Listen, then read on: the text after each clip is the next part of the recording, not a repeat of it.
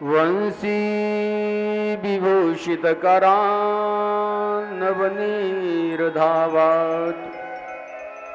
पीताम्बरादरुणबिं फलाधरुष्टा पूर्णेन्दु सुंदर मुखादरविंद नेत्रा कृष्णात् परम किमपि तत्त्वः न जाने। नारायण नमस्कृत्य नरम चैव नरोत्तमं देवीं सरस्वतीं व्यासं ततो जयामुदीरयेत्।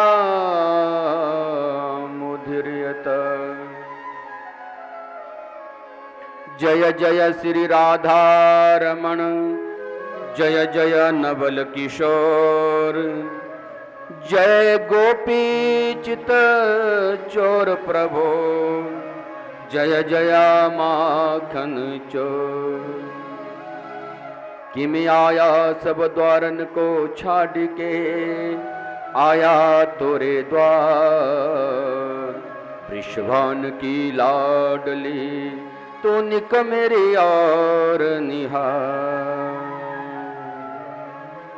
बोलिए भागवत भगवान की जगदम्बा मैया की हनुमंत लाला की बाबा बालकनाथ की सनातन धर्म की सदगुरु महाराज की। आइए मन और वाणी को पवित्र करने के लिए 2 मिनट हरि कीर्तन करें। उसके साथ ही भगवान की पावन कथा में प्रवेश होकर आज की कथा का आनंद लेवे। श्री कृष्ण गोविंद हरे मुरारे हे नाथ नारायण वासुदेवा। श्री कृष्ण गोविंद हरे मुरारे हे नाथ नारायण वासुदेवा। राधा कृष्ण गोविंद हरे मुरारे हे नाथ नारायण वासुदेवा। राधा कृष्ण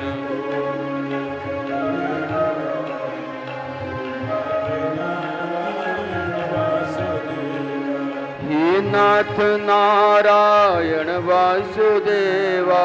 हे नाथ नारायण वासुदेवा। हे नाथ नारायण वासुदेवा।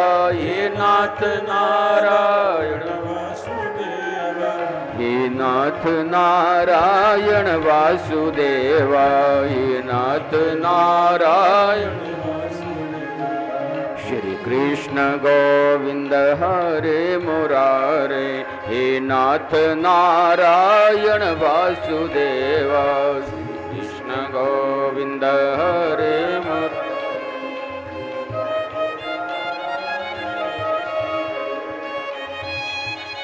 बड़े भाव से सब तालियां की सेवा करते हुए और उस गोविंद को रिझाते हुए प्रभु भगवान की पावन कथा समझ में आ जाए।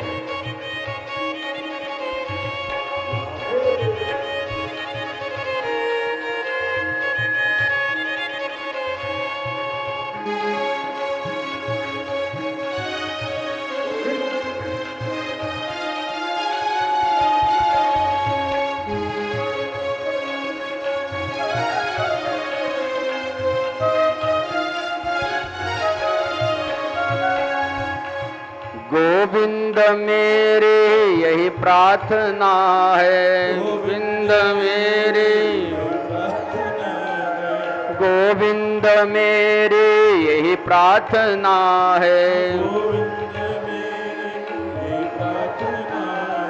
भूलो नहीं मैं कभी नाम तेरा। भूलो नहीं मैं कभी नाम।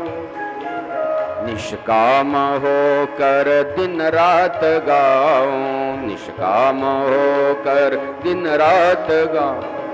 हे नाथ नारायण वासुदेवा। हे नाथ नारायण वासुदेवा। श्री कृष्ण गोविंद हरे मुरारे, हे नाथ नारायण वासुदेव।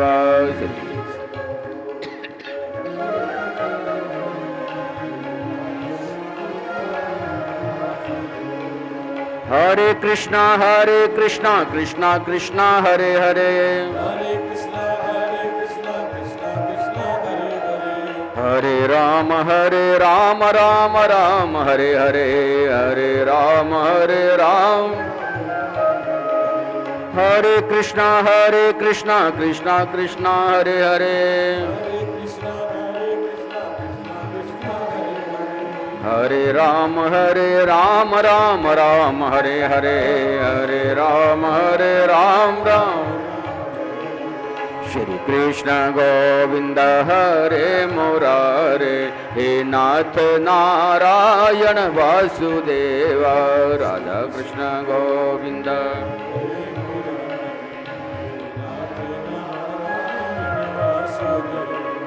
हे नाथ नारायण वासुदेव, हे नाथ नारायण वासुदेव।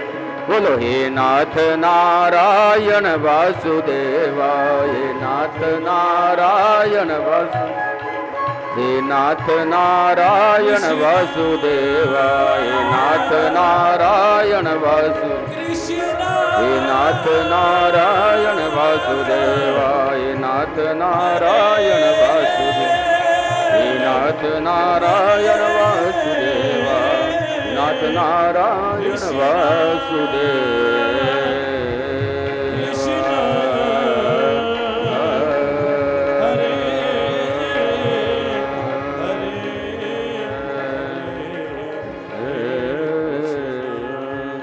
जय जय श्री राधे।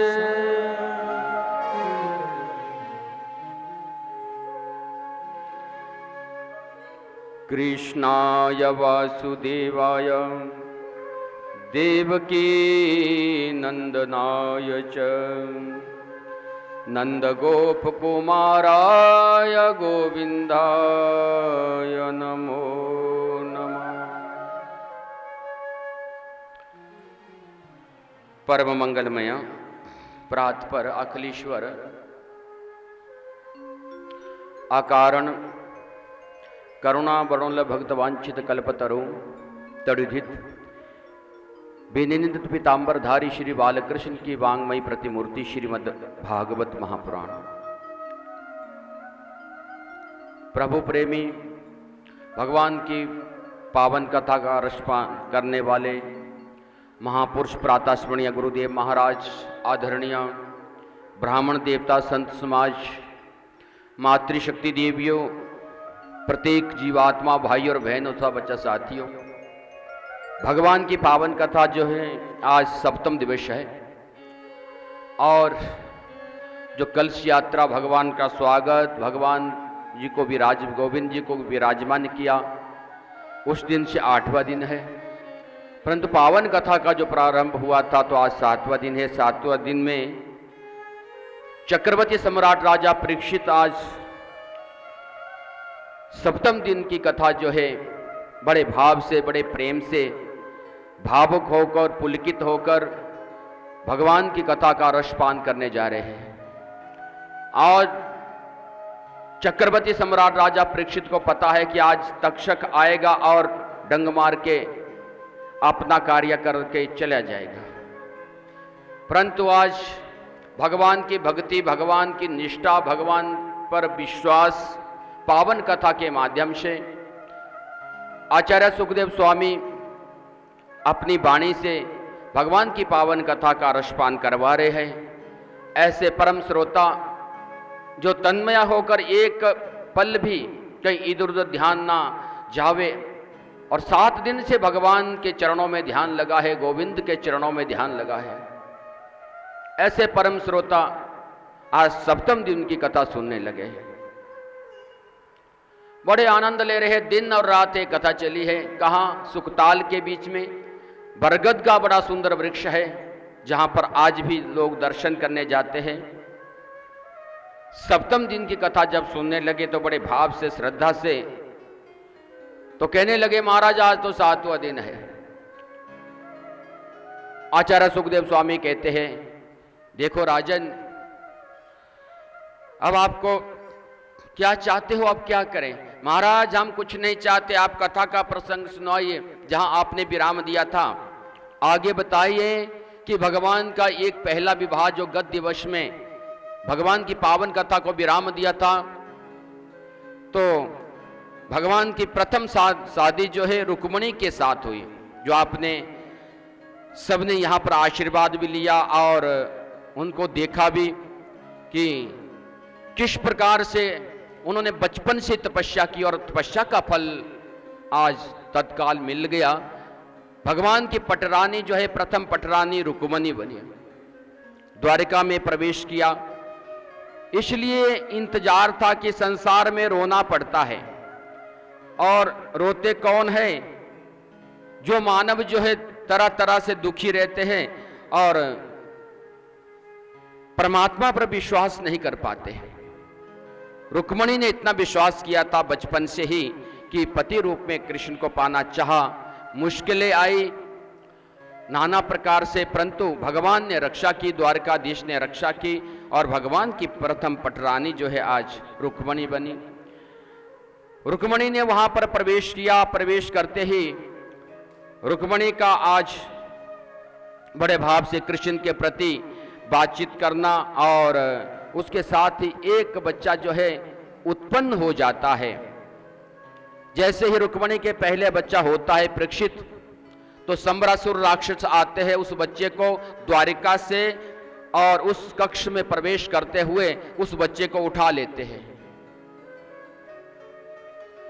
आचार्य सुखदेव स्वामी कहने लगे कि उसी समय उस बच्चे को ले जाकर आकाश मंडल से जाना और सम्रासुर राक्षस के हाथों से उस बच्चा गिर जाता है और समुद्र में जैसे प्रवेश करता है वो बच्चा, एक मछली उस बच्चे को निगल लेती है। परीक्षित जैसे ही उस मछली ने उस बच्चे को निगला तो जितने भी मछलियां पकड़ने वाले वहां पर इधर उधर से बैठे हुए थे, तो कुछ उन मछलियों का हिस्सा जो है सम्रासुर राक्षस के घर में भेजते थे। जैसे सम्रासुर राक्षस के घर में कुछ मछलियों का हिस्सा भेजा तो उनके पेट से वो नन्हा सा बच्चा वहां पर सम्रासुर राक्षस के घर में पैदा हो गया। जैसे ही मछली के पेट से निकला तो निकलते ही उसका स्नान करवाया, वस्त्र पहनाए और संत नारद जी का आगमन हुआ। जो सम्रासुर राक्षस के घर में कार्य करने वाली उसका नाम विद्यावती है, और विद्यावती से बोले संत नारद जी ये कोई और नहीं, कृष्ण पुत्र है, इसका नाम प्रद्युम्न है और ये आपके पतिदेव है।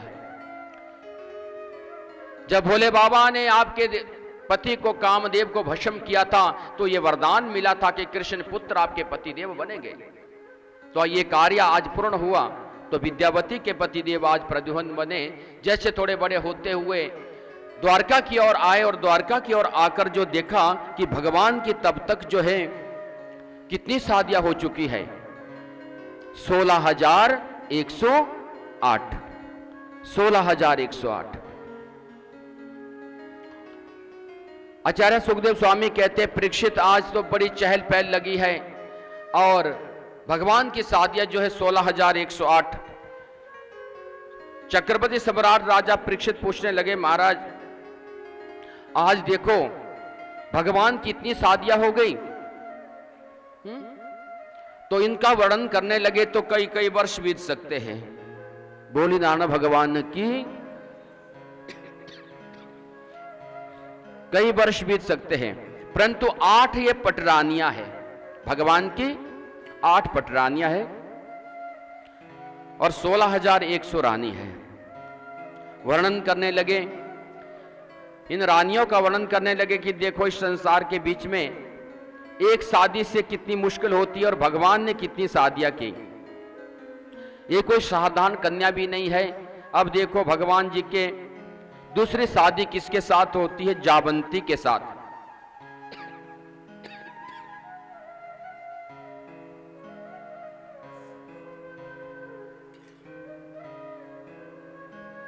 जावंती के साथ दूसरी शादी होती है और परीक्षित पूछने लगे, महाराज ये जावंती कौन है?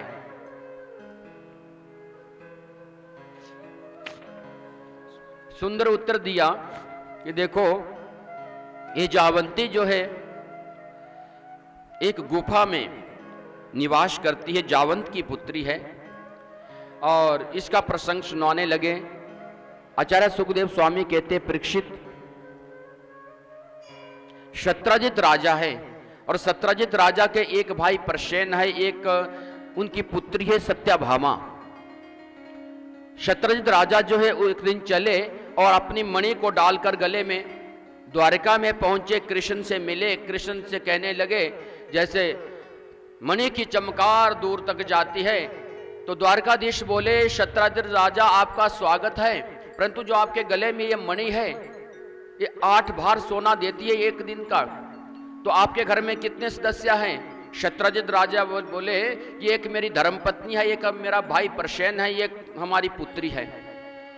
द्वारकाधीश बोले, देखो राजन, आपके घर में इतना धन है और हर रोज धन मिलता है इस मणि से, तो मैं चाहता हूं कि इस मणि को हमारे खजाने में जमा करवा दो ताकि गरीबों की सहायता हो सके। भगवान की सोच, गोविंद की सोच, ताकि प्रजा सुखी रहे। ये धन कभी भी तिजोरी में नहीं रखना चाहिए। क्या ज्ञान मिलता है इससे? कभी धन ज्यादा होने लग जाए, कितना ज्यादा? परिवार से ज्यादा। परिवार को कभी दुखी नहीं करना। परिवार को कष्ट देकर, परिवार को दुखी रखकर फिर दान करें, वो दान भी श्रेष्ठ नहीं माना जाता। जब परिवार आपका संतुष्ट है और परिवार के आप रक्षा कर रहे हो, पालन पोषण कर रहे हो, और उससे ज्यादा अगर धन बढ़ने लग जाए तो कहीं अच्छे कर्म में लगा दो, ताकि आपका आने वाला जो जीवन है, आने वाला जो जन्म है, आने वाला जो लोक है, वो श्रेष्ठ हो जाएगा। तिजोरी के चक्कर में पड़ जाएंगे तो धन यहाँ का यहाँ रह जाएगा, फिर आगे खाली हाथ जाना पड़ेगा, और इस मृत्यु लोक में दोबारा जन्म होगा तो बहुत मुश्किल से वही दुख सहन करना पड़ेगा। द्वारकाधीश ने कहा कि राजन, आपकी इच्छा है, हम तो केवल आपको एक अच्छी सोच से बता रहे कि इस मणि को आप यहां पर खजाने में जमा करवा दो। सत्यजित राजा कहने लगे, देखो द्वारकाधीश, इस मणि को तो मैं देने वाला नहीं हूं। ये मणि तो मेरी है, मैं अपने राज्य में रखूंगा और हमारा परिवार छोटा बेशक है, परंतु हम इस मणि को देने वाले नहीं है। वार्तालाप हुआ। द्वारकाधीश ने कहा, जो आपकी इच्छा है वैसा करे।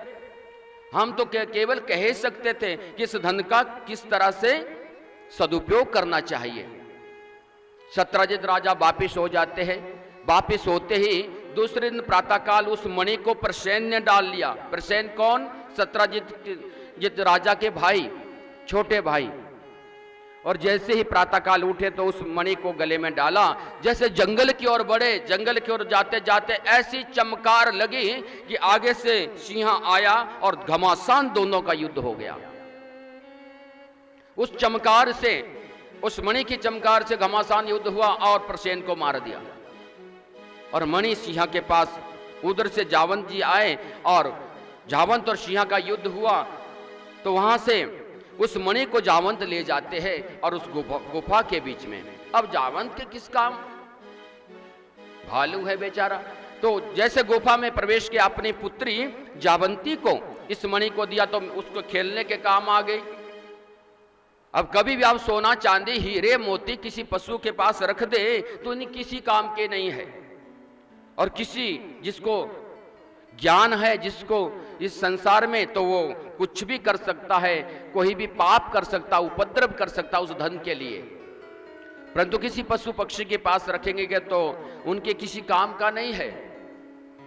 मेरे प्रभु, जैसे पता चला कि प्रसेन की मृत्यु हो गई है, तो उसी समय, उसी क्षण सत्यजित राजा ने अपनी प्रजा में जगह जगह पे कह दिया कि किसी और ने ही नहीं मारा, मेरे भाई को केवल कृष्ण ने मारा। ऐसा कहते ही सारी प्रजा में हलचल मच गई। कृष्ण ऐसा कार्य नहीं कर सकते। द्वारकाधीश भी सोचने पर मजबूर हो गए। गर्गाचार्य जी के पास गए। गर्गाचार्य जी से बोले, महाराज ये क्या हो गया?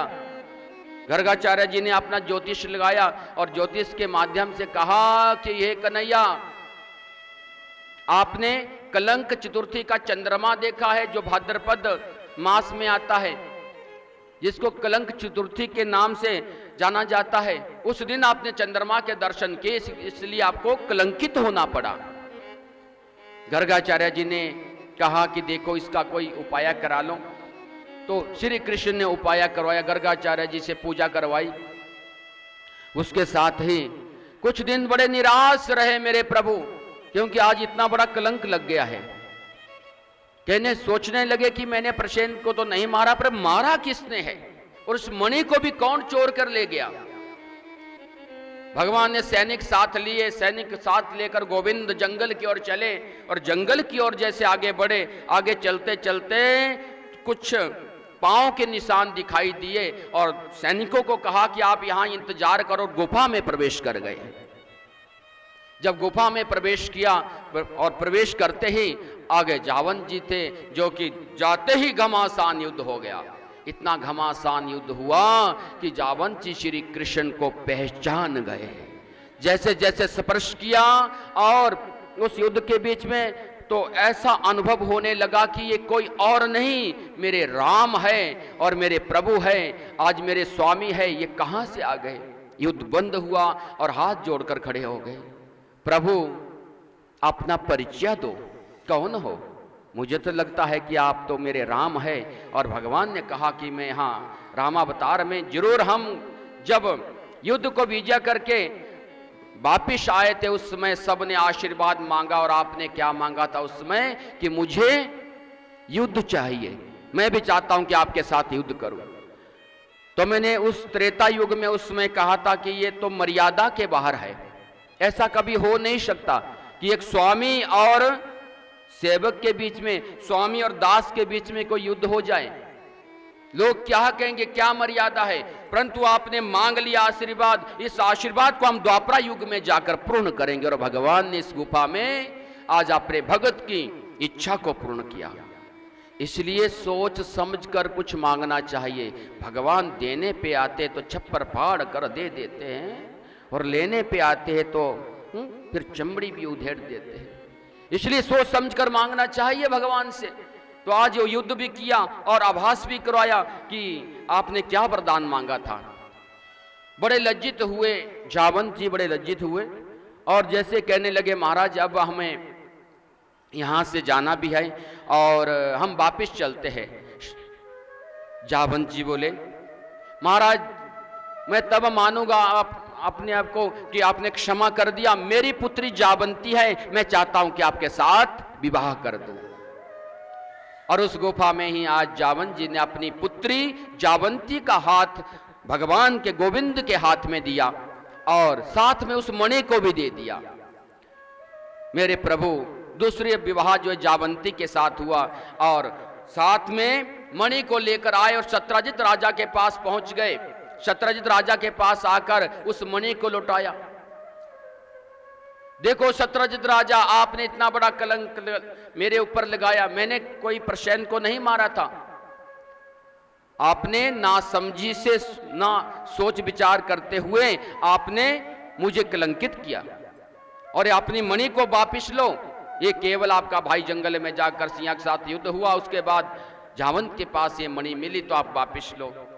सत्यजित राजा बड़े लज्जित हुए, मैंने इतना बड़ा पाप किया है, द्वारकाधीश को कलंकित किया है। और इतने मानने पर जो है सत्यजित राजा ने क्षमा याचना मांगी, दंडवत किया, प्रभु क्षमा करो, द्वारकाधीश क्षमा करो।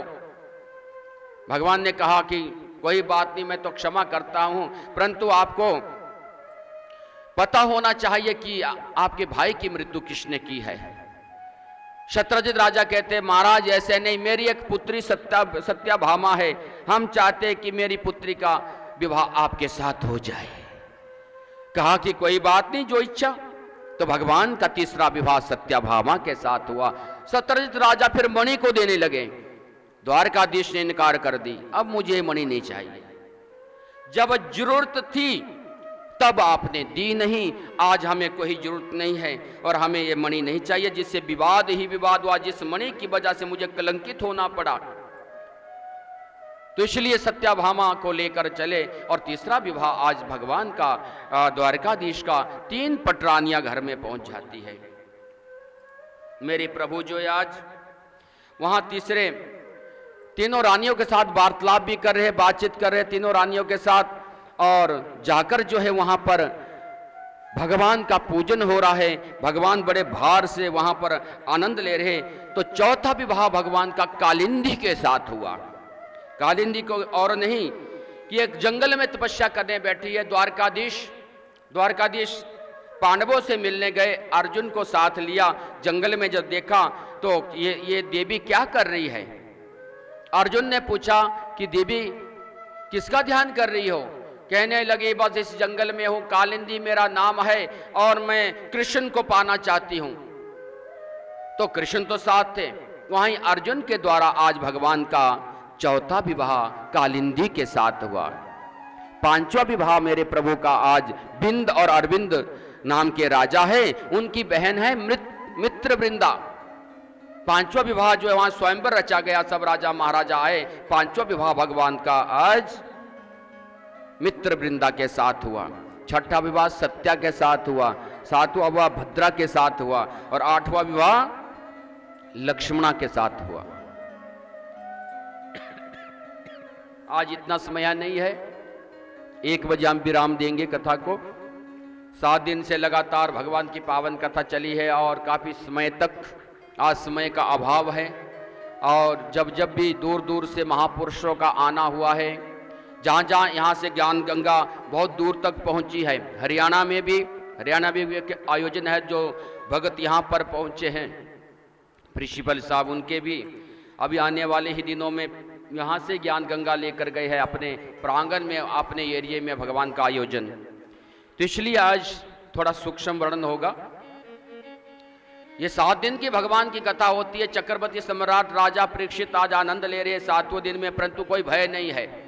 ये पता है कि अब मृत्यु को प्राप्त होना पड़ेगा और तक्षक आएगा, डंग मारेगा, परंतु तनिक भी भय नहीं है। क्यों? क्योंकि उन्होंने राम रस पिया है, भगवान की पावन कथा का रस पिया है। करवाना अलग बात है, पीना अलग बात है। करवाने से भी पुण्य मिलता है, आयोजन रखने से भी पुण्य मिलता है, दान देने से भी पुण्य मिलता है, सहायता करने से भी पुण्य मिलता है। जो भी जितने भी भक्तजन है सब अपने अपने समय के अनुसार जो है सब सहयोग कर रहे हैं, सबको पुण्य मिलता है। परंतु पुण्य में वो अंतर है कि किसको क्या क्या चाहिए। पैसा तो एक ही होता है, उस पैसे से हम क्या क्या ले सकते हैं।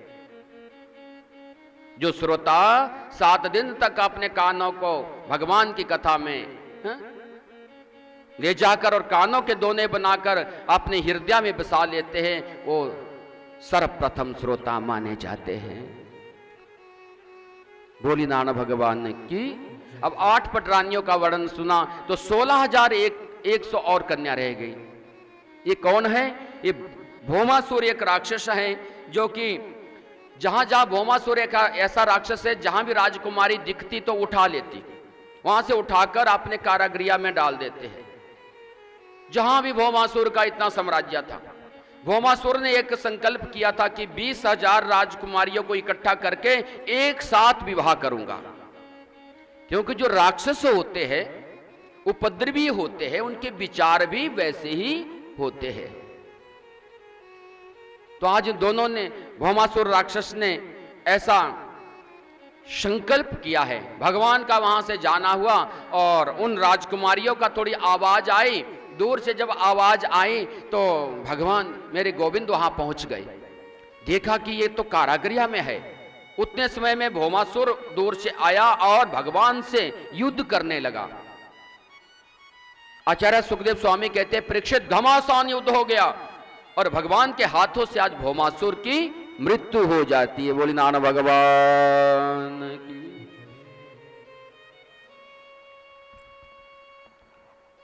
श्री राधे। जैसे मृत्यु हो जाती है, मृत्यु होते ही आज हाहाकार मच गई। जब हाहाकार मच गई तो कारागृह को खोला। राजकुमारियां जो है चेहरे मुरझाकर सर नीचे करते हुए बाहर निकलने लगी। द्वारकाधीश ने कहा सब राजकुमारियों को आजाद कर दिया है, आपके उस राक्षस को, भौमासुर को मार दिया है। अब जाइए आप अपने अपने घर के लिए। परंतु आज प्रत्येक राजकुमारी एक साथ वहां पर इकट्ठी होकर और अपने सर नीचे को कर दिए। भगवान ने कहा कि देखो, आपको क्या प्रसन्नता नहीं हुई, क्या खुशी नहीं हुई? उस राक्षस को मारने के बाद आपको आजाद कर दिया। कुछ राजकुमारियों ने उत्तर दिया, प्रभु आपको पता है समाज में रहना बड़ा मुश्किल है। उनकी मर्यादा और उनके नियम और उनकी प्रथाएं अलग अलग प्रकार की। हमारे ऐसी प्रथाएं हैं कि जिनका एक बार विवाह हो जाए, कोई राक्षस उठा कर ले जाए तो घर में प्रवेश नहीं होने देते। महाराज हम कहां जाएगी? भगवान ने थोड़ा मन में सोचा कि ये तो बेचारी ना जाने घर में ना माने तो कोई मर सकती है, कोई आत्महत्या करेगी, कोई कहीं जाएगी तो इनके साथ तो बड़ा पाप हो जाएगा। मैंने निर्णय तो लिया, भौमासुर को भी मारा। एक ने कहा कि महाराज क्यों मारा? उसके लिए कम से कम उसके अधीन तो हम एक साथ रहती थी, अब आपने मारने से हमें आजाद कर दिया, फिर हम कहां जाए? कौन हमें रखेगा? अब आज भी किसी के बेटे से कहो कि देखो जिस कन्या का पति रहा नहीं, मृत्यु को प्राप्त, तो आप शादी कर लेंगे? वो कहेगा नहीं महाराज, मैं करने वाला नहीं है। परंतु भगवान की सोच देखिए, गोविंद की सोच। आज भी दोबारा शादी करनी हो तो उनके साथ बहुत अत्याचार होता है, कोई शादी करने को तैयार नहीं होता। महाराज इनकी पहले शादी हुई, हम क्यों करें? चाहे कितना गुणवान हो, कैसा भी हो। परंतु आज भगवान ने वो निर्णय लिया। जो लोग आज भी कहते हैं भगवान ने इतनी शादियां की, उसका रहस्य को जाने, आध्यात्मिक ज्ञान से जाने कि भगवान ने क्यों शादियां की। क्योंकि उनका सारा ही जितनी भी वो राजकुमारियां थी, कोई मर जाती, कोई भाग जाती, कितना बड़ा पाप फैलना था। इसलिए भगवान ने कहा कि मैं एक ही लगन में, एक ही मुहूर्त में मैं सबके साथ शादी करने को तैयार हूं। भगवान ने अच्छा किया कि बुरा किया, बताइए? भोलेनाथ भगवान श्री राधे। मेरे प्रभु ने इतना बड़ा निर्णय लिया। क्यों लिया? क्योंकि समाज से बचने के लिए, समाज में दिखाया कि कोई अच्छी कन्या हो, अच्छे गुणवान वाली हो, तो फिर उसमें ऐसा अच्छा निर्णय ले सकते हैं। ऐसा मत समझे कि इनका विवाह पहले हुआ, हो सकता है कि उनके साथ क्या दुराचार हुआ हो। अब राक्षस उठाकर लाए, कोई उनकी गलती तो नहीं थी, परंतु हमारा समाज जीने नहीं देता। देखो घर छोड़कर आई, ससुराल छोड़कर आ गई। अगर इतना अत्याचार हुआ हो तो घर ससुराल छोड़ेगी ही, और कहां जाएगी बेचारी? माता पिता का ही घर दिखता है। तो भगवान ने वो निर्णय लिया कि एक साथ सबके साथ विवाह कर लिया। भगवान की कितनी पटरानियां हो गई? 16,108। तो इसलिए जब भी कोई आपत्ति आती है, संकट आता है, दुख आता है, फिर कहते कि भगवान तुम ही हमारे हैं और कोई हमारा कोई सहायता नहीं करता, इसलिए दुनिया से क्या लेना देना। तो हे प्रभु आप ही हमारे हैं। दुख में सब पुकारने लगते हैं। तो भगवान ने इतना महान कार्य किया और आज पूरी चहल पहल जो है द्वारका में हो गई। 16,108 भोलेनाथ भगवान की। रुक्मणी ने बहुत अच्छा ज्ञान दिया वहां पर, और आनंद से जो है रुक्मणी वहां पर सब रानियों के साथ रहती है। एक संतरी से लेकर महामंत्री तक रुक्मणी को कोई क्रोध नहीं आता। भगवान ने परीक्षा भी ले ली, अचेत अवस्था में भी रुक्मणी पड़ गई, तब भी उनको क्रोध नहीं आया। देखा कि उन्होंने तो क्रोध को भी जीत लिया है। जो सर्वप्रथम रानी पटरानी है, भोलेनाथ भगवान की। आइए सारी पटरानियां क्या करने लगी? कीर्तन करने लगी। तो आप भी 2 मिनट कीर्तन करें। भोलेनाथ भगवान की। बिक गए मदन गोपाल भगतों की भक्ति में, बिक गए मदन गोपाल भगतों की भक्ति में, बिक गए मदन गोपाल भगतों की भक्ति में, बिक गए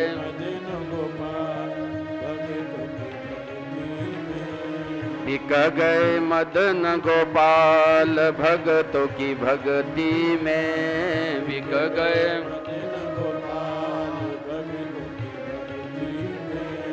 भगतों की भक्ति में, भगतों की शक्ति में, भगतों की भक्ति में, भक्तों की शक्ति में, भगतों की भक्ति में, भगतों की शक्ति में, भगतों की भक्ति में, भक्ति की शक्ति में, बिक गए मदन गोपाल भगतों की भक्ति में, बिक गए हाँ बिक गए मदन गोपाल भगतों की भक्ति में, बिक गए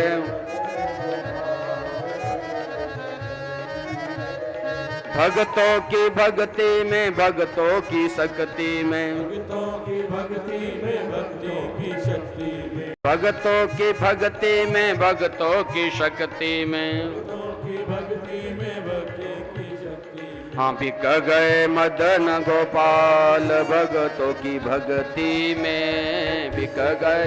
सब गाइए, सब तालियां की सेवा। बिक गए मदन गोपाल भगतों की भक्ति में, बिक गए। जय हो, सभी भाव से गाइए।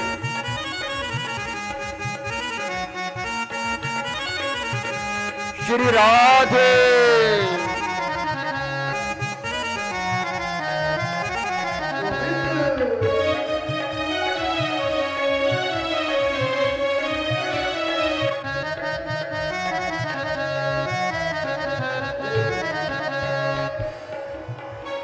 मुरली भी बिक गई, माला भी बिक गई, मुरली भी बिक गई, माला भी बिक गई, बिक गए मुकुट विशाल भगतों की भक्ति में, बिक गए मुकुट विशाल भगतों की भक्ति में, बिक गए मदन गोपाल भगतों की भक्ति में, बिक गए मदन गोपाल भगतों की भक्ति में, भगतों की भक्ति में, भगतों की शक्ति में, भगतों की भक्ति में, भगतों की शक्ति में,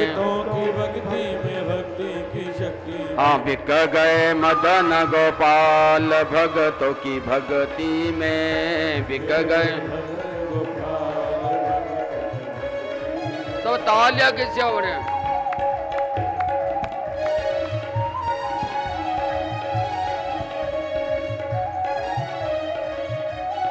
श्री राधे। बड़े भाव से प्रभु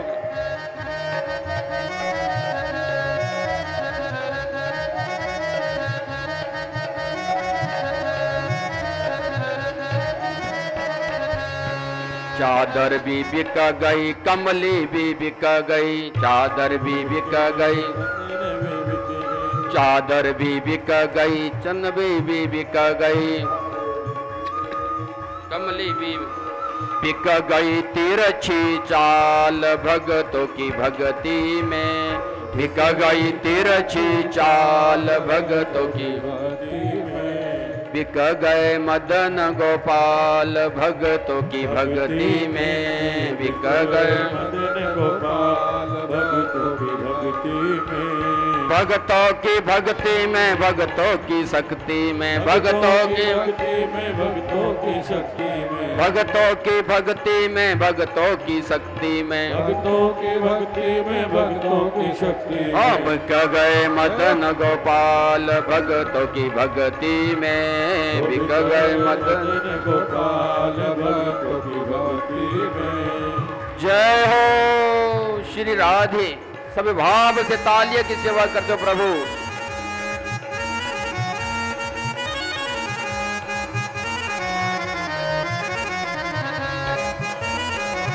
श्री राधे प्रभु।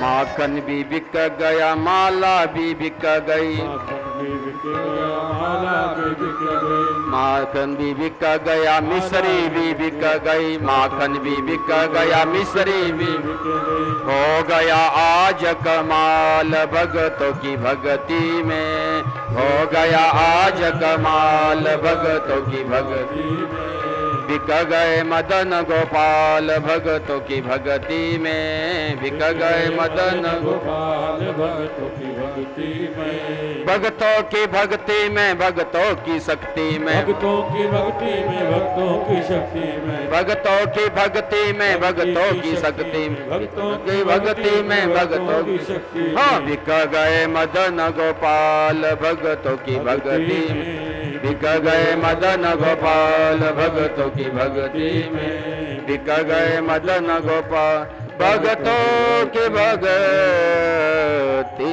में। बोली द्वारकाधीश भगवान की। तो भगवान की आज 16,108 रानियां और द्वारका में बड़ा आनंद आ रहा है। मेरे प्रभु आज वहां से जाकर जो है द्वारकाधीश में जो भी जाते हैं बड़े आनंद से, सारी प्रजा भी प्रसन्न है। जय जयकारा द्वारकाधीश की हो रही है, जय जयकारा जगह जगह पर। और आज मेरे प्रभु वहां से चलकर जो है पांडवों की ओर गए। जब पांडवों की ओर गए तो राजसूय यज्ञ वहां पर करवाया। जब राजसूय यज्ञ करवाया वहां पर राजा महाराजा आए तो सर्वप्रथम पूजा किसकी की जाए। तो वहां पर जब यज्ञ प्रारंभ होना था तो 20,000 राजा को कैदी बनाया हुआ था जरासंध ने। भगवान ने वहां पर जाकर अर्जुन भीम को लेकर जरासंध का उद्धार किया। वहां पर भेष बदलकर ब्राह्मण के रूप में गए। ब्राह्मणों के प्रति जरासंध की बड़ी श्रद्धा थी। और जब संकल्प हुए, वचन हुए कि मांगिए, क्या मांगना चाहते महाराज, तो वचन लिए तो युद्ध मांगा। परिचय दिया तो आज जरासंध कहने लगे आपने बड़ा षड्यंत्र रचा, परंतु आप तो रण छोड़कर भाग गए थे। अर्जुन दुबला पतला, भीम के साथ घमासान युद्ध हुआ। तो भीम की भी थोड़ा अभिमान था कि मेरे में इतना बल है। तो जब युद्ध चलता गया तो हारने की स्थिति जब आई, कहने लगे कन्हैया से कि देखो लगता है कि बड़ा मुश्किल है जरासंध को मारना। भगवान ने कहा कि तो अपने ऊपर इतना अभिमान, मेरी और एक बार भी आपने देखा नहीं। कल के दिन में जब युद्ध होगा तो एक बार देख लेना। तो देखो भगवान का, जैसे युद्ध होने लगा एक नजर दी तो भगवान ने तिनकों से इशारा किया, कहते दोनों को ऐसे मत फेंको, इधर उधर को दोनों टुकड़े करके जरासंध के फेंक दो और सदा मृत्यु को प्राप्त हो जाएंगे। भगवान पलों में ही कुछ असंभव को संभव कर देते हैं और संभव को असंभव कर देते हैं। जो इतने दिन से युद्ध चला था एक पल में समाप्त कर दिया। जरासंध की मृत्यु, 20,000 राजाओं को आजाद किया और वापिस आए। उस यज्ञ को पूर्णता की ओर बढ़ाया जहां पर शिशुपाल को गालियां देने लगे, सुदर्शन छोड़ा, सर काट दिया, यज्ञ को परिपूर्ण किया। उसके साथ ही मेरे प्रभु आज बड़ा सुंदर चरित्र है कि द्वारका में आनंद से रह रहे हैं और सब ऋषि मुनि साधु संत महात्मा सब पधारते हैं।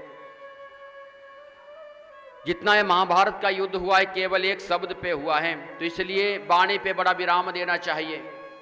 वाणी सोच समझ कर बोलनी चाहिए। इसलिए ये सैनिक आगे खड़े किए जीवा के आगे। कितने सैनिक हैं? 32। इनको काम में लगा रखो। जब भोजन करते तो एक ग्रास 32 बार चिबाया करो, कभी बीमार नहीं पड़ेंगे। बोली राधे राधे। राधे राधे। ऐसा नहीं कि थाली में भोजन लिया और जब तक आपका पता भी नहीं चला और सारा भोजन खा लिया, बीमार पड़ेंगे, अस्वस्थ हो जाएंगे। इन सैनिकों को से काम लेना चाहिए। जितना काम लेंगे उतना आनंद आएगा। तो ये जीवा को रोकने के लिए है। रुक्मिणी ने केवल इतना सा कहा था जब दुर्योधन आया और आभास हुआ कि कितना अच्छा प्रांगण है, महल में प्रवेश किया, तो जैसे पानी में गिरे तो द्रौपदी से रहा न गया। अचानक ही शब्द निकल गए, अंधों के अंधे होते हैं। और दुर्योधन ने वही शब्द अपने मन में बिठा लिया तो इतना बड़ा महाभारत का युद्ध हो गया। तो इसलिए जिन जीवन के बीच में सोच समझ कर इस वाणी से उत्तर देना चाहिए, नहीं तो मौन व्रत कर लो चलेगा। तो दीन बंधु बार बार कह रहे हैं। तो आचार्य सुखदेव स्वामी कहते हैं कि भगवान तो दीन बंधु है। चक्रवर्ती सम्राट राजा परीक्षित कहते हैं, महाराज एक बार आप भी आप कोई ऐसा प्रसंग सुनाओ जो दीन बंधु आप कहते हैं, दीन बंधु की कथा भी सुना दो। आचार्य सुखदेव स्वामी ने तुरंत ही दीन बंधु का एक प्रसंग सुनाने लगे, सुदामा चरित्र। सुदामा चरित्र इतना सुंदर है कि जिनकी धर्मपत्नी सुशीला है और सुशीला धर्म कर्म को मानने वाली है और बच्चों के साथ रहती है। गरीबी बहुत ज्यादा है, गरीबी इतनी ज्यादा है कि ना जाने एक समय का भोजन मिलता है, दूसरे समय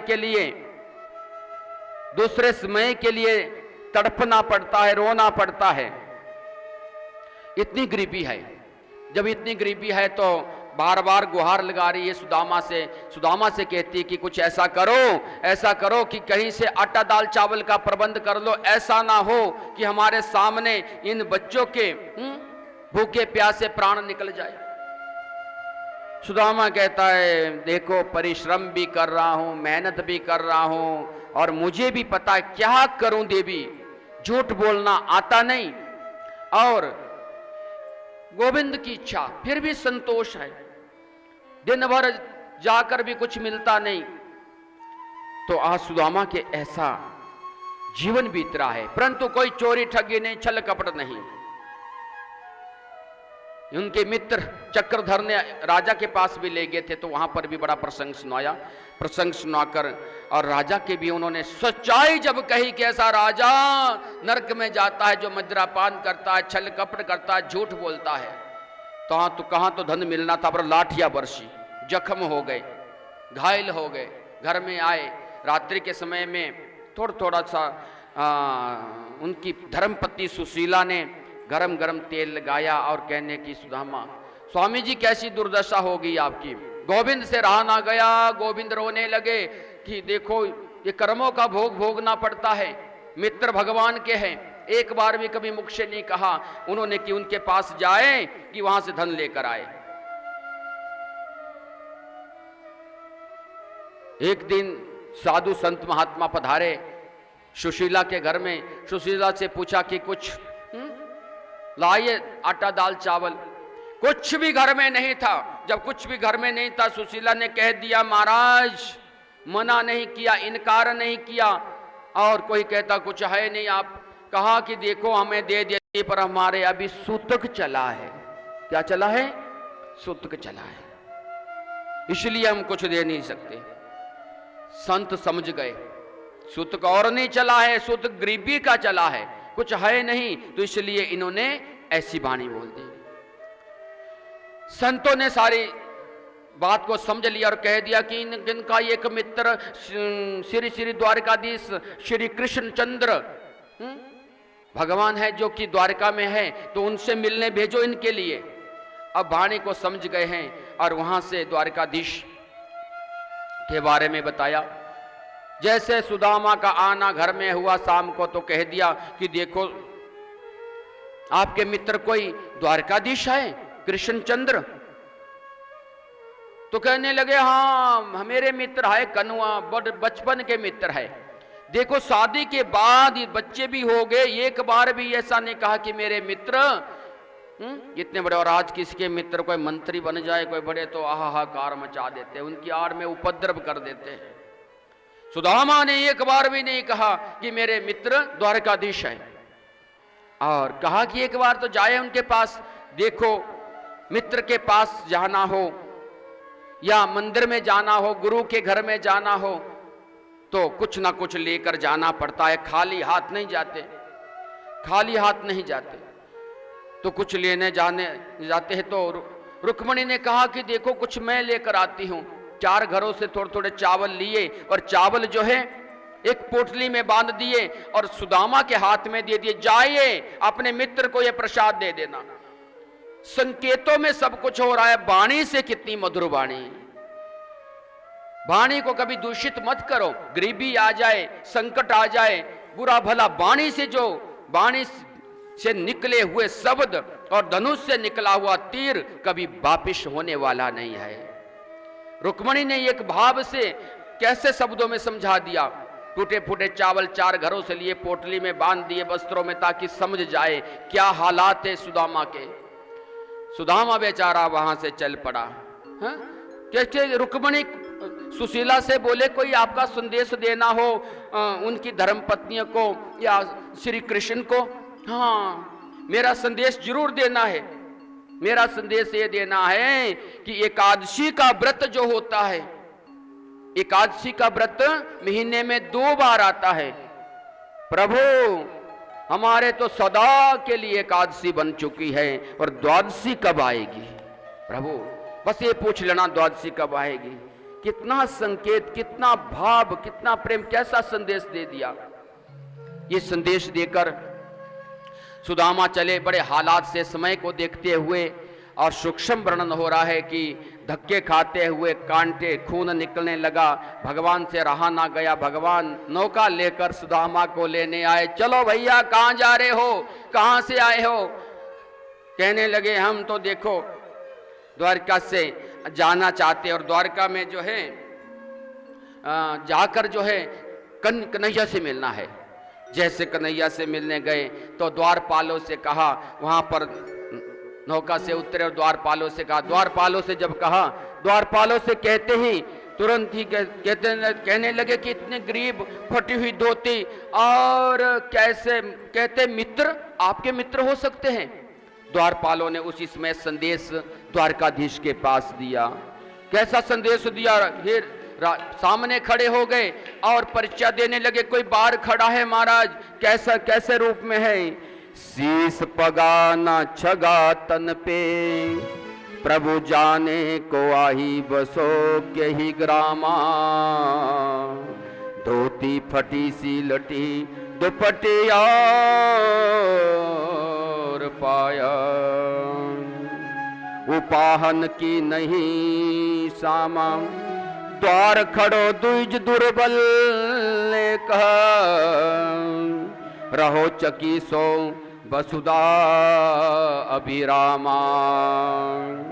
पूछत दीन दयाल को धामा, बतावत अपनो नाम सुदामा। परिचय देने लगे, महाराज ये सुदामा नाम कहते हैं। और जैसे भगवान को सुदामा नाम सुनाई दिया तो रानियों में से निकलकर जो है और ऐसे दौड़ते हुए भागते हुए, कहीं दुपट्टा पड़ गया, कहीं पगड़ी मोर चिन्ह, और नंगे पांव से भाग रहे हैं भगवान। और द्वारकाधीश आज इस गति में जाते हुए, दौड़ते हुए, रुक्मणी ने देखा कौन ऐसा मित्र आ गया जो आज सबको छोड़कर भाग रहे हैं। अरे द्वारपालो कन्हैया से कह दो, इधर पे सुदामा गरीब आ गया है, इधर पे सुदामा गरीब आ गया है। भटकते भटकते न जाने कहाँ से, भटकते भटकते न जाने कहाँ से, तुम्हारे महल के गरीब आ गया है, गरीब आ गया है।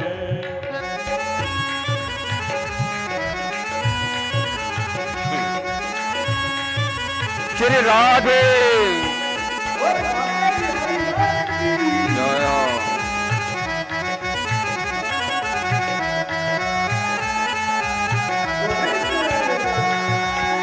सुनते ही दौड़े चले आए मोहन, सुनते ही दौड़े चले आए मोहन।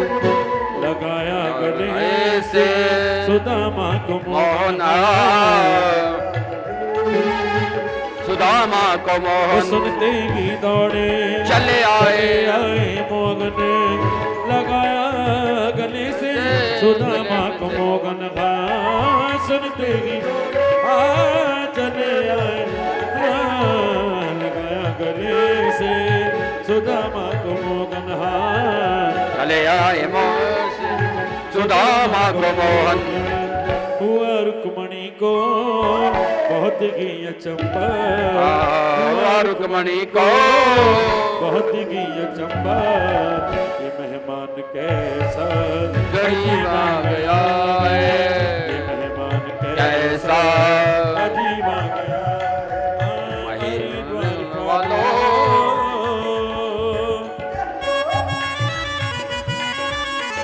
श्री राधे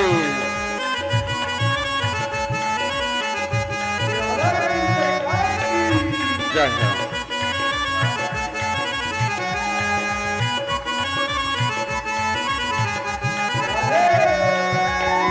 सुनते ही दौड़े चले आए मोहन, सुनते ही दौड़े चले आए मोहन, लगाया गले से सुदामा को मोहन,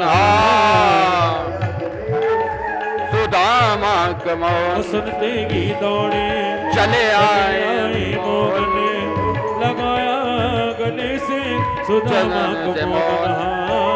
सुनते चले आए मोहन ऐसे को मोहन, लगाया गले से सुदामा को मोहन। रुक्मणी को बहुत ही अचंबा, रुक्मणी को बड़ा ही अचंबा, मन कैसा अजीब आ गया, महिमान कैसा गरीब आ गया अपने सुदामा बिठाए, बराबर अपने सुदामा बिठाए, चरण आंसुओं से धन को दुलाया,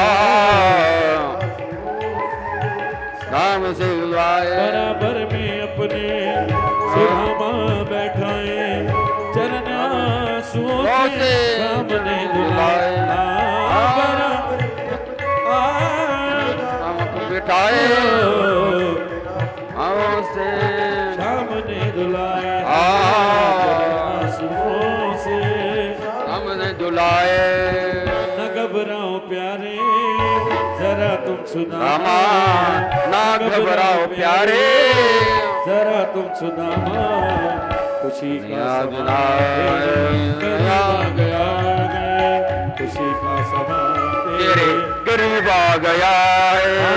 अरे द्वार पालो कन्हैया सिख दो, अरे द्वार पालो कन्हैया सिख दो, इधर पे सुदामा गरीब आ गया, इधर पे सुदामा गरीब आ गया। मेरे प्रभु द्वारकाधीश जैसे बाहर आए और गले से सुदामा को लगाया। सुदामा तब तक आधे मार्ग छोड़कर वापस आ चुके थे। क्यों? क्योंकि ऐसा मन में विचार आ रहा था कि ऐसा ना हो कि राजा लज्जित होना पड़ जाए। राजा द्वारकाधीश है, कोई कहे कैसा गरीब है और कैसा आदमी जो इनका मित्र है, तो अपने मित्र को जो है कोई कष्ट ना देना चाहे तो वहां से वापिस हुए, परंतु गले से लगाए।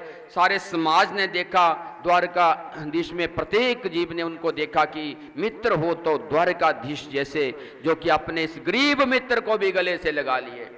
वापिस आए और उनको बड़े आराम से आसन दिया, पीताम्बरी पे पहनाई और उनके चरणों को धुलवाने लगे। जब चरण को धुलवाने लगे, इतने कांटे लगे हुए थे, भगवान आज पहले रोए नहीं, परंतु आज बहुत तरह से आंखों से आंसू बहाने लगे, रोने लगे कि मेरा ये मित्र कितने कष्टों में था, कितने दुखी था, और कांटों को निकालते हुए आंसुओं से ही भगवान के चरणों को धुलवा दिया। आंसुओं से पूछते भी गए, बातें भी करते गए, परंतु उन्होंने एक बार भी ऐसा नहीं कहा कि मेरे जीवन में इतना संकट है, इतना दुख है। कितने संतोषी ब्राह्मण देवता है जो कुछ मिला है, और एक बार भी ऐसा नहीं कहा कि आप इतने बड़े राजा है, कुछ धन दे दो। देखी सुदामा की दीन दशा, करुणा करिए करुणा निधि रोए। पानी प्रात को हाथ छुयो नहीं, नैनन के जल सो पग धोए। भगवान के चरणों से, अंकों से, आंसुओं से चरण धुलवाए और फिर भोजन खिलाया। थोड़ा सा भोजन किया सुदामा ने, याद है परिवार की एक बार भी वाणी से नहीं कहा। वापिस उन्होंने आराम किया, पांव दबाए, भगवान ने सेवा की। गोविंद ने जब वापिस होने लगे तो आशीर्वाद तो दे दो रानियों को, सबको आशीर्वाद दे दो। इतनी रानियां थी तो कन्नुआ आप आ जाओ, आपके सर पे मैं हाथ रख देता हूं। दोनों हाथ गोविंद के सर पे रख दिए, सब रानियों को आशीर्वाद मिल गया। जब वापिस होने लगे तो कहने लगे को कुछ ना कुछ तो भेजा होगा, हमें को प्रसाद भेजा होगा भाभी ने। अब उनको शर्म लगे इतनी रानियों के सामने के टूटे फूटे चावल, ये पोटली कैसे दूं। और जैसे ही खींची भगवान ने तो देखा कि वो टूटे फूटे चावल आज उसको छुपा रहे सुदामा। जैसे प्रभु ने लिया और पहली मुट्ठी जब डाली तो प्रार्थना की भगवान से, प्रभु इसको स्वर्ग जैसा सुख दिया जाए। दूसरी मुट्ठी डाली तो कहा कि संपदा धन धान्य जैसा महल द्वारका है ऐसी सुदामा पूरी बन जाए। प्रसाद समझकर खा रहे हैं। विप्र प्रसादा धरणी धरोहम, विप्र प्रसादात कमलो बरोहम, विप्र प्रसादात अंजलि जितोहम, विप्र प्रसादात मम राम नाम। प्रसाद तीसरी जब लेने लगे तो रुक्मणी ने पकड़ दिया, कुछ हमें भी प्रसाद दो महाराज, सब आप ही खाएंगे। और समझ गई रुक्मणी की सब कुछ लुटा देंगे। जैसे वापिस आए सुदामा तो देखा कि सुदामा पूरी बन चुकी है। सुशीला बाहर आई, सुदामा ने कहा मेरी झोंपड़ी कहाँ है। सुशीला ने कहा कि देखो झोंपड़ी तो ना जाने कहां चल गई, महल बन गया, मैं तो जा रहा हूं जंगल में। सुशीला ने कहा मेरा भी क्या काम है महल में, मैं भी आपके साथ चलती हूं। तब तक उस महल से द्वारकाधीश आवाज लाई, कहां जा रहे हो दोनों, वापिस आ जाओ, मैं भी इस महल में हूं। और सबका मिलन हुआ, अपने मित्र का भी वैसा ही महल बना दिए। ऐसे दीन बंधु है मेरे प्रभु। आचार्य सुखदेव स्वामी कहते परीक्षित ऐसे दीन बंधु है। सुदामा चरित्र सुनाया और यदुवंशियों का वर्णन करने लगी। यदुवंशी कभी मजाक संतों से नहीं करना चाहिए, महापुरुषों से नहीं। संतों के आश्रम ने जावंती के पुत्र सांब ने वहां पर घूंघट डाला, पेट में बस्तर बांधे और ऋषियों से पूछा इसके क्या होगा, पुत्री होगी या पुत्र होगा। संतों को आया क्रोध और श्राप दे दिया, जाओ इसके ना पुत्र होगा ना पुत्र, इनके मुश्किल पैदा होगा जो सारे यदुवंशियों को नाश कर देगा। जैसे श्राप लगा तो यदुवंशी लड़ने लगे और यदुवंशी गए संतों के पास, महाराज को बताओ उपाय क्या करना चाहिए। जाओ उस मुसल को घिस घिस के पानी बना दो ताकि उसका कोई टुकड़ा ना बचे। तो समुद्र के किनारे में गए, उसको घिसते गए, एक छोटा सा टुकड़ा बच गया। यदुवंशी आपस में लड़ने लगे और कुछ मृत्यु को प्राप्त हो गए। और भगवान ने देखा कि अब अच्छी बात नहीं है कि यहाँ पर रहना। भगवान वहां से ही जंगल में चले गए और पिपल के वृक्ष में एक जगह पर दूसरी पांव रख दिया। ऐसी चमकार मेरे प्रभु के पांव की, एक बहेलिया जिसने उस मुसल का टुकड़ा जो शेष बचा था, क्योंकि यदुवंशियों में ही मेरे प्रभु थे, उसका सुंदर सा बाण बनाया हुआ था, धनुष पे वो बाण रखा, मानो कि आज कोई पक्षी है और चला दिया। जैसे भगवान के पांव पे वो बाण लगा, आवाज आई, बहेलिया ने देखा कि ये तो श्री कृष्ण है। बहेलिया आया, जोर जोर से रोने लगा, प्रभु गजब हो गया गजब, मैंने तो केवल एक पक्षी समझा था, आपकी ये चमकार, पांव की ये चमकार, गजब हो गया प्रभु गजब, क्षमा करो प्रभु। भगवान ने कहा कोई बात नहीं, आपने कुछ नहीं किया, ये तो कर्मों का खेल है। हमने भी कभी छुपकर आपको, त्रेता युग में आप जब बाली थे मैंने भी छुपकर मारा था, और आज ये द्वापर युग में ये हमारा जो है लेना देना पूर्ण हो गया और आज भी आपने छुपकर मार दिया, इसलिए मेरी ही लीला है, आप शांत हो जाओ। अर्जुन आए, अर्जुन रोने लगे, महाराज मैं तो एक पल भी आपसे बिना नहीं रह सकता, मैं कहां जाऊं। अर्जुन को कहा कि जल्दी से जाओ, जैसे मैं अपने प्राण छोड़ूंगा तो ये द्वारका विलीन हो जाएगी समुद्र में, मेरी सभी रानियों को वहां से वृंदावन ले जाओ अन्यथा डूब जाएगी, जाइए जल्दी से, समय नहीं है। दारुक आए, उनके सारथी दारुक जी पहुंचे, रोने लगे कि प्रभु मैं किसका रथ चलाऊंगा, कहां जाऊंगा। कहा कि आप कहीं नहीं जाएंगे, मैंने कभी आपको अपना सेवक समझा ही नहीं, सारथी समझा ही नहीं, मैंने तो आपका सदा ही मित्र समझा है। ऐसे भगवान ने अपनी लीला, सारे ब्रह्मांड के देवी देवता देख रहे, श्री कृष्ण जो है पर ब्रह्म जो है कहां जाते प्राण छोड़कर। सब देखने लगे। अर्जुन जाकर द्वारका से सभी रानियों वृंदावन ले गए और भगवान ने उसी समय अपनी ये प्राण ज्योति जो है ये शरीर से निकलने लगी और आकाश मंडल से जाने लगी। ब्रह्मांड के देवताओं ने देखा कि बैकुंठ में भी जाकर वापिस आई और श्रीमद् भागवत महापुराण में प्रवेश हो गई। बोले भगवान नारायण की, भागवत महापुराण की। भागवत इसीलिए कहते हैं कि भगवान के प्राण है। ये कोई साधारण ग्रंथ नहीं है, ये कोई किताब नहीं है, कोई पोथी नहीं है, बड़ा ही विशाल जिसमें भगवान के प्राण आज भी है। और जो ध्यान से सुनते हैं उनके साक्षात दर्शन होने लगते हैं, भगवान के स्वरूप के दर्शन होने लगते हैं। उसके साथ ही 7 दिन की कथा चक्रवर्ती सम्राट राजा परीक्षित ने सुनी और 7वें दिन में जाकर आज कहने लगे आचार्य सुखदेव स्वामी कि हम कथा को विराम ले रहे हैं। बताओ राजन, अब एक प्रश्न जरूर करेंगे आपसे, एक प्रश्न जरूर करेंगे। 7 दिन तक आपने कथा सुनी है। चक्रवर्ती सम्राट राजा परीक्षित से पूछा कि अब आप मरना चाहते हो राजन, क्या आप मरना चाहते हो? चक्रवर्ती सम्राट राजा परीक्षित उत्तर दे रहे हैं कि हे प्रभु, हे आचार्य सुखदेव स्वामी जी, मैंने जन्म ही कब लिया था। और गदगद हो गए सुखदेव स्वामी जी, समझ गए कि इन्होंने कथा को पी लिया है, सुना नहीं पी लिया है रोम रोम में। इसलिए आत्मा ना कभी जन्म लेती है ना कभी मरती है, अजर और अमर है। ये तो शरीर का ढांचे का लेना देना है जो किसी काम का नहीं होता।